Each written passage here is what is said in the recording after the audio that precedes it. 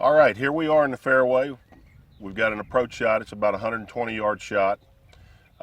There's a forced carry here. There's water in front of the green, pins on the right-hand side of the green, and the ball is below my feet. The possibility of short-siding yourself is more whenever you've got these circumstances where the ball's below your feet and the pin's on the right.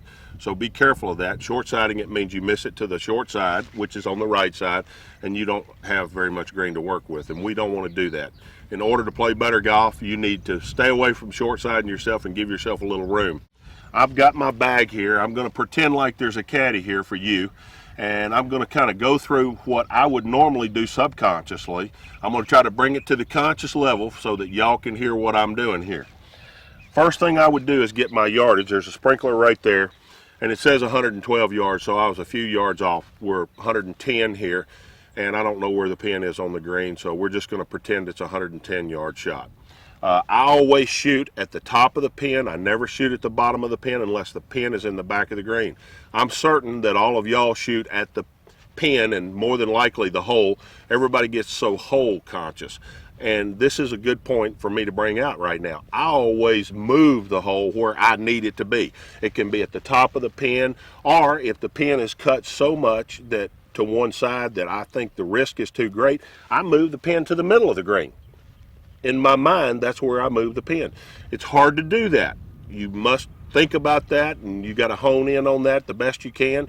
But I can tell you the penalty is high if you don't do that sort of thing.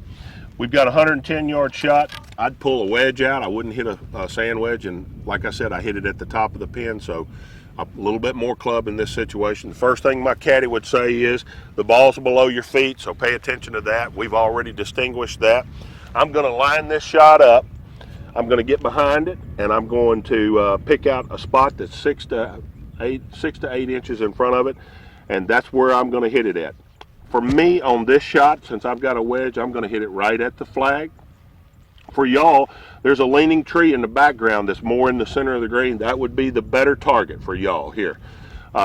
We've got a little bit of breeze behind us, and that needs to be factored into it also. And let's just hit this shot and see what we come up with here.